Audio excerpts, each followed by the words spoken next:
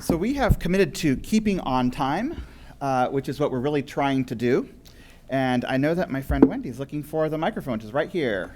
There we go. So we're entering the part of our program over the course of the last 2 days that's really about lifting up the words you've heard from many speakers, Molly from Sixto a minute ago, from Emmy and many other people recently, about sort of putting action behind our words. And so one of the things that's extraordinary about thinking about the course of the last 2 days is the energy and excitement around different people from different sectors coming together and on the spot thinking through what they might do to not to make this a one-day or one-off event, but in fact to give this life and legs.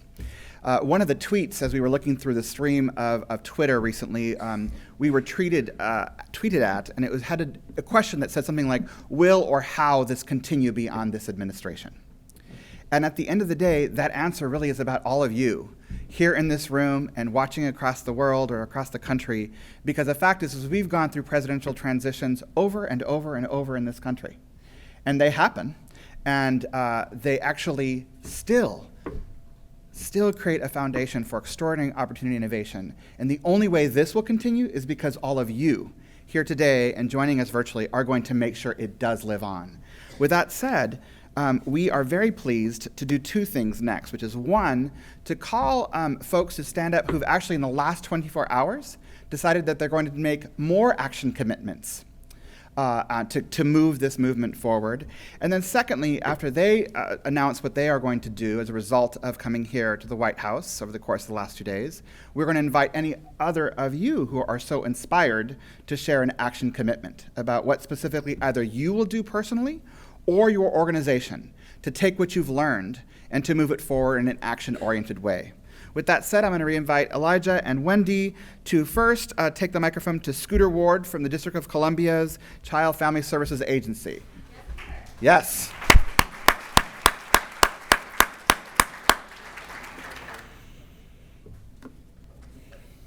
There we go. So, in what I can probably blame on a fit of being delirious last night as I was here at 3 a.m., I pulled Sixto aside and I talked to Darrell earlier, and this morning talked to a couple of other folks and made a commitment that the District of Columbia wants to be a pilot program for Think of Us as well. These folks are in our backyard, further down in Richmond, but in our backyard nonetheless. But we have children here who need exactly what Unify is going to be doing.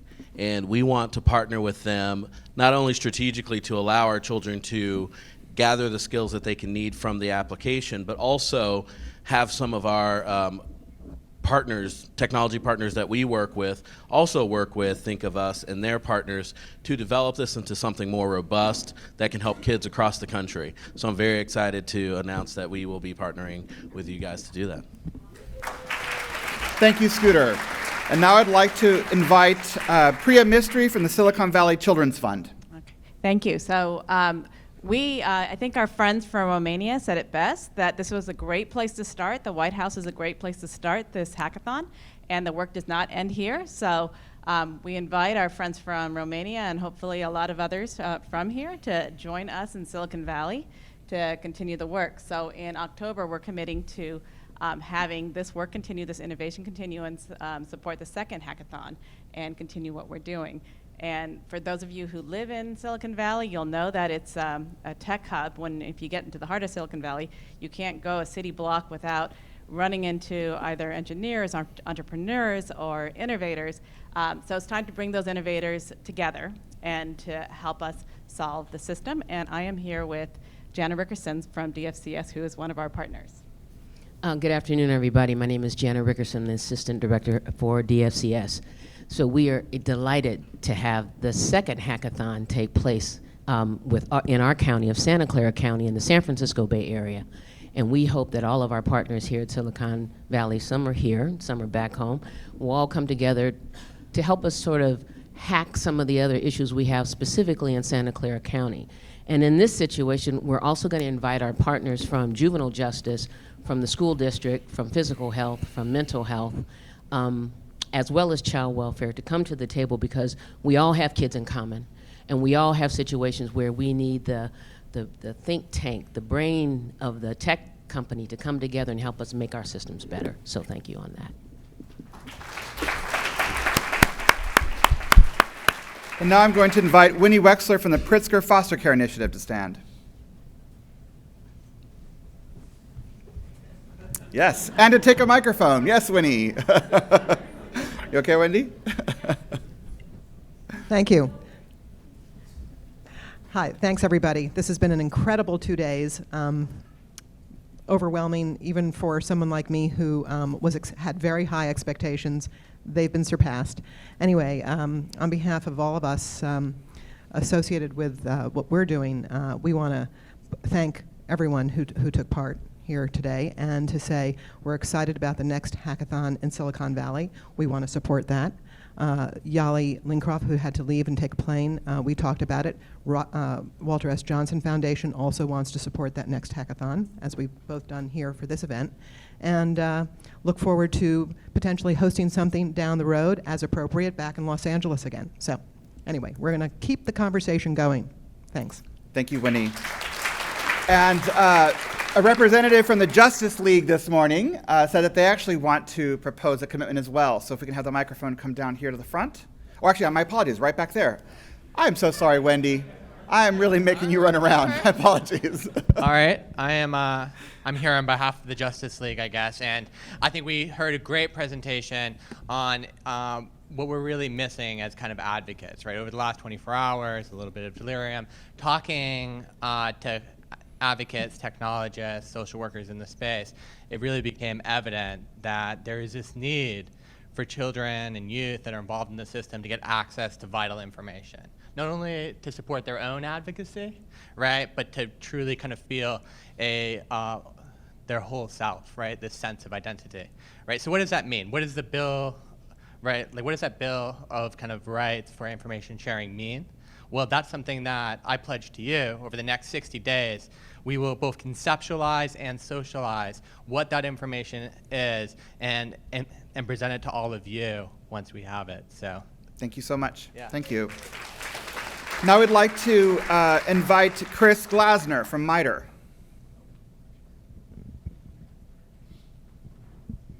Thank you very much.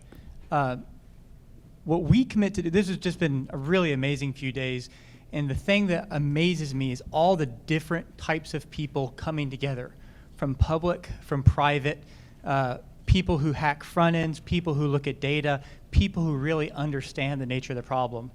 Our commitment is that we want to serve as a catalyst to bring together the public, the innovators together. One of the things we heard earlier is, how do we do that in this regulatory environment? The government can't easily reach out to those innovators. So we want to help serve as that catalyst as a FFRDC, the Federally Funded Research Development Center, to start bringing people like that together and serve as a facilitator. And so what we're going to be doing over the next few months is work with HHS and start taking that, putting that into action, and help come up with a strategy for how to do this. Thank you so much. Thank you. Next up, before I open it to the audience, is actually the reflection that many of the Administration on Children, Youth, and Families staff who are both here, who have been with us the whole time, were at the hackathon, and who every single day grapple with these issues, have also huddled and figured out what kinds of commitments we can make leaving on behalf of ACYF. And to share some of those commitments right now is Jenny Wood, our Chief Deputy of ACYF. Hello, hello. So we have some exciting commitments. First off, to the Justice League, we commit to issuing policy guidance on all three of your asks. First, Medicaid enrollment, making that automatic. The second, data sharing and ensuring that agencies, not only child welfare, but education and courts, are sharing data, and that we as the federal government are encouraging that to happen, and ensuring that we're putting out strong guidance on the right for youth to access their own information. So thank you for those wonderful suggestions. Second, to our Presidential Innovation Fellows, thank you so much for the digital foster. We love it, and we want to actually share the various case management and data collection systems through CWIS on our digital library that you all have created for us, and make that available through childwelfare.gov. So thank you so much for that. And then to all of the wonderful mobile apps that were presented. So preventing teen pregnancy, preventing addiction from pregnant and parenting young people and mothers, preventing youth homelessness, and also creating the great pipeline for foster parents. We are committing to trying to find ways to make those sustainable, every single one. So for the various different apps, we're going to look at how do we populate HHS data, not only the data that we have access to through child welfare, runaway and homeless youth programs, teen pregnancy programs, but across HHS for the treatment providers and various other services that we know will be great to fit right into those apps that were created. We want to look at how can we share these on our federal websites. We also want to look at getting local commitments. How can we leverage the power that we have to connect with local communities? So the app that was created to prevent youth homelessness in Los Angeles, how can we work with the city and county of Los Angeles to really get some local commitments? So we are very excited to moving all of those apps forward.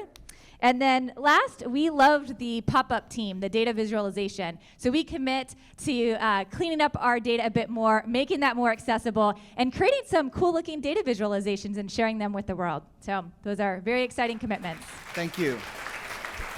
And for those of you who know, none of the commitments that have been made are going to be easy. Every single person who stood up is going to have to try to figure it out and have a yes, we can attitude. And with that said, we know that there might be some of you who might want to lift up your own commitments, either personally or on behalf of your organization or some other entity with which you work, perhaps as a volunteer or even in your professional life. But leaving this White House over the last couple of days, what might you do? What might your contribution be to this work? Just raise your hand. So yes, we'll go here to the front, and then I see a hand in the back. Hi. I'm Kathy Krebs. I'm from the American Bar Association Section Litigation Children's Rights Litigation Committee.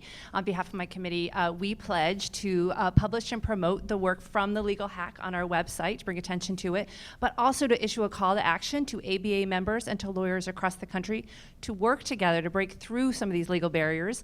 Some of them real, most, as were noted, imaginary, but to break through those barriers so that data can be shared to better improve the lives of foster youth and their families. So thank you, but before you pass the mic, before you get the mic back, for those of us who may not know what the ABA means, because we have so many wonderful sectors in the room, what does that mean? Absolutely. We are a membership organization of lawyers across the country. Our membership is 400,000 members, so we have quite a strong reach, and as well as a platform to reach many lawyers who are not even members of the Thank ABA. you so much. Yeah. And I saw a hand in the back. Hi, my name is Sherry Lockman. I'm the founder of Foster America. We are working to bring together leaders and innovators from across the country from a couple of key sectors, such as business and technology, to serve as fellows for a year to 2 years at both government child welfare agencies and nonprofits to help them hack some of the most major challenges in the child welfare systems that require the magic that we saw today, the magic of bringing together the insiders with the outsiders with different perspectives to offer to solve big problems. So really I wanted to get up to say that we're committed to working with our pilot sites, New York City, Gladys is here today, and with Pittsburgh, Aaron Dalton from Pittsburgh is here today, and with the private sector to bring these fellows into the field to help sustain some of this magic. Have a call to action for folks in the room and for folks listening online. If any of you are interested in working with us as a fellow, or if you work for companies that you think would want to sustain this magic with us, I would love for you to contact me. Our email address is info@foster-america.org. That's info@foster-america.org. Thank you. Thank you. And I saw a hand right here, then I'll go over here to this side of the room. Hi, I'm Carrie Miller from Los Angeles County Office of Child Protection, and with me is Diane Iglesias from the Department of Children and Family Services in Los Angeles County. We both participated in the Legal Hackathon, and we're so inspired by the discussion that came out and by the commitments that are being made that we've agreed to partner together and bring our other LA County partners together to figure out how can we make those a reality and share the data in conjunction with what we came up with in LA. Wonderful, thank you. Thank you. And I saw a hand over here. Actually, a couple over here. Yes. We are making Wendy run today. I'm going to go ahead and speak. Hi, my name is John Bradford. I'm the CEO of CoLab, a venture studio based out of Los Angeles. We built the landmark application that you saw, and we just wanted to commit to finish what we're starting. We're totally willing to. we're totally willing to pay for the hosting of that platform for the lifetime of its existence, and are already meeting with the Children's Alliance Group of LA to help figure out and make it even better than what we can do. Thank you. Thank you. Yes. Yes. I see 3 hands over here on this side. We'll start with you, my friend. Hello, I'm Sandra Gasca-Gonzalez, and I'm the director for the Jim Casey Youth Opportunities Initiative.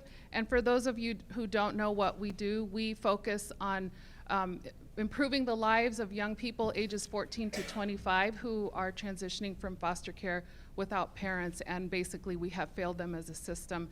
And we are in 18 states, all the way from Hawaii to as far east as Maine. And I take my direction from the young people, the thousands of young people that are in our sites. And what I commit to doing is taking back all of this information to those young people who direct me, help me prioritize where we need to go, and then put the resources behind it to make it happen. And Octavia, who is one of my partners here, she's a young fellow. She also had a suggestion and an action commitment for me, so I'm gonna let her share it. Thank you. I had the opportunity to moderate the Innovating in Nonprofit session, and it was really exciting and great. Shout out to all the panelists. And during that time, I heard some concerns about taking a step from, as Sisto says, the engagement strategy to intervention as it relates to engaging youth and in the spirit of authentic youth engagement as trained by Jim Casey Youth Opportunity Initiative. I'm making sure that she'll be responsible for providing youth engagement training for anyone who's interested as it relates to actually engaging youth. Thank you very much. All right. I saw 2 more hands over here. Great. One there, and then over here to Marquise. Okay. Hi, I'm Ariel Jalali with Sensei in Los Angeles. First off, wanted to just congratulate everyone here from a technology standpoint. Amazing stuff that we've seen. Specifically, the area of data and also the chat bots, virtual assistants. These are the new apps that we're going to be contending with. And my commitment is to help use the Sensei platform, which connects helpful strangers that don't know each other, i.e. everyone in this room to everyone outside that might need help, to extend the capabilities of virtual assistant bots when they fail to find an answer, to find an awesome human that can help you. So we'll open that platform up and make that available. Thank you so much.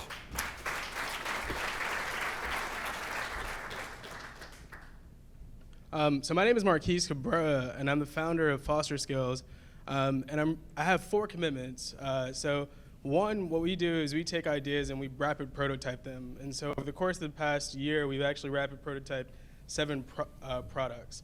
So I'm committing to doubling that to 14 over the course of the next year.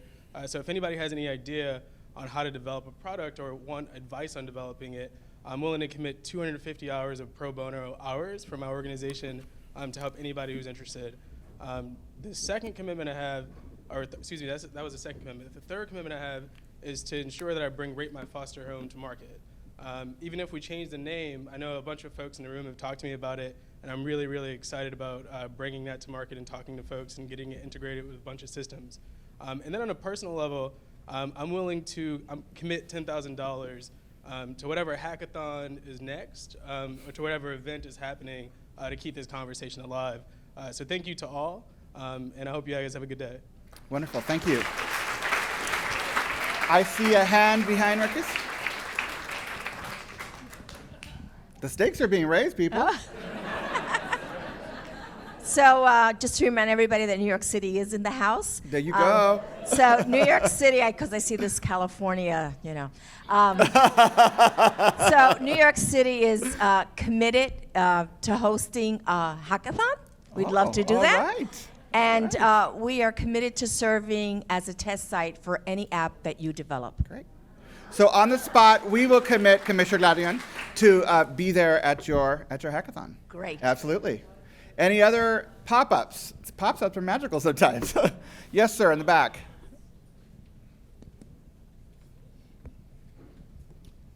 So I'm Brian Blaylock. I'm the director of the youth law programs at Bay Area Legal Aid in Oakland and California. but I am from New York, so I'll try to represent both. But we are just really blown away. Participated in the legal hackathon. Used to being, as a lawyer, when I walk in the room, people don't want to stay in the room, much less hear about the problems we're talking about and the problems that we see on behalf of our clients. So it was really a fantastic experience. And so we've been working with Google and Baker McKenzie on tech and law solutions to youth homelessness specifically.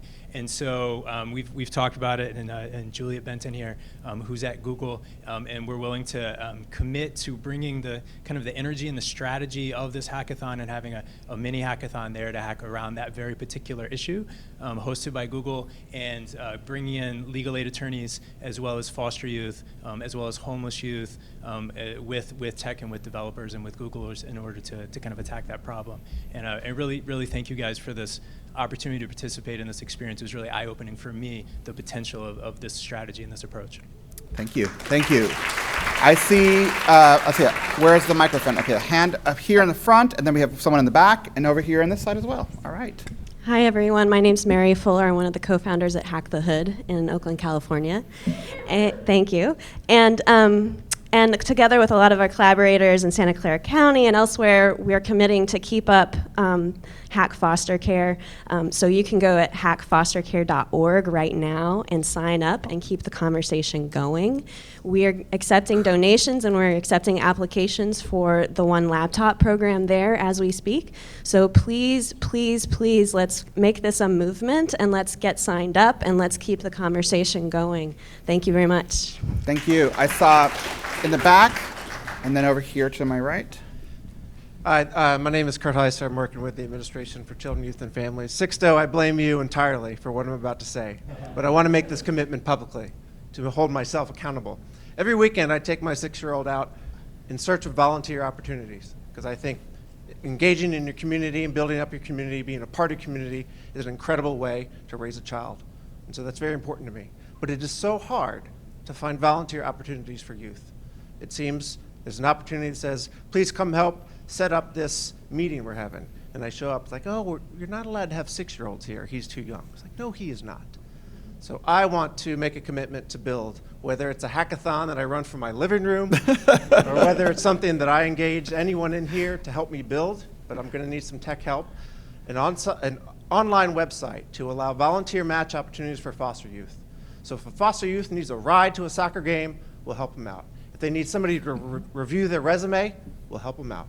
Anything they need, or their foster family needs, or their adoptive family needs, or their caseworker needs, whether it's help setting up a meeting that they're going to get together to meet their family again, we'll help them out. So making those connections and giving that space to allow foster youth in any community to find those volunteer opportunities, something I want to do. Okay, thank you. I saw a hand over here, and I think that's the last. Is there? Yes, thank you. You can respond to that shout out, sure. How about this? Let's do this. While Wendy goes, why don't my friend in the back here go, and then we'll go to Sixto. So let's go back over here.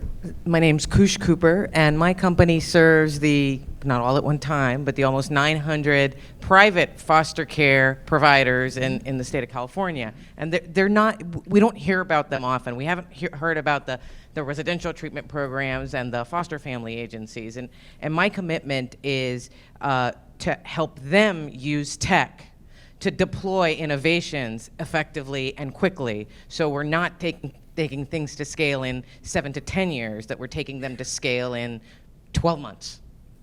Thank you very much. Thank you. Hello. Darrell Booker with Think of Us, and we got a lot of support, especially putting Sixto's idea together, and especially Kurt and everything that you did for us. So we at Think of Us, we want to commit to building that platform for their volunteers for foster youth. So that's our commitment. Thank you. Okay. Anybody else? Okay. Yes, right over here. Yes. Hi, my name is Dom. Where's the Ask Amy team? Are they? Hey, I work for Twilio, which is the messaging app that you all used. Twilio is committed to 1 billion messages for good. So if you want to put that into production, I will work with you to make it happen. Awesome. Thank you. So I'm going to actually now, they say that Newton's other fourth law is to not ask questions you don't know the answers to. But we're trying to model risk too, and we really did not know all of the pieces that were going to pop up. So we are truly excited about the response and the energy that we have. And a transition us to make sure you get out of here for your Memorial Day weekend. We want to do a couple of things, but before I know that my friend Commissioner Gladys Carrion leaves, I wanted to lift up something that resonated with me. She was making a comment this morning in the context of a conversation on big data. And as usual, things were happening, schedules were running late, it was sort of a rocky start, and all of a sudden the conversation got real and got open and lively. And part of that was because of the way in which my colleague, Commissioner Carrion, framed up the issues which we often dance around in child welfare. Which is that, in fact, this system has, from its very origins, been constructed, oftentimes to look for and to extract from families the marginalized and the poor and the oppressed. From its founding, ultimately, in the East Coast, to the Indian Adoption Project and the way in which we actually forcibly removed young people from Native American families. This is the system that we are trying to change. Not because we want to assign blame for an individual or a group of people who made that decision. That is the past. But the future is very much about the way in which you can stand squarely in the work, rolling up your sleeves, not at the edges just critiquing, but to constructively criticize, to say, what more can we do, Commissioner Carrion, in New York City, one of the largest systems in the country, or to our friends from LA County on the East Coast, West Coast here, the largest system in the country, and everywhere else in between, Hawaii, Utah, Georgia. You know exactly how difficult this work is.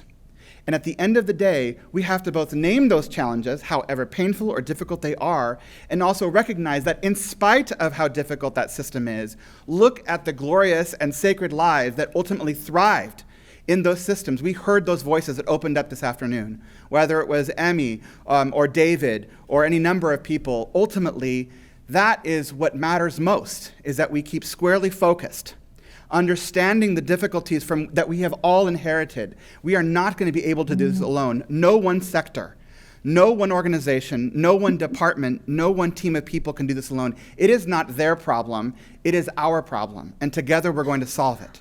With that said, there is an army of people who helped orchestrate this entire event. I'm not going to list their names because there simply are just too many.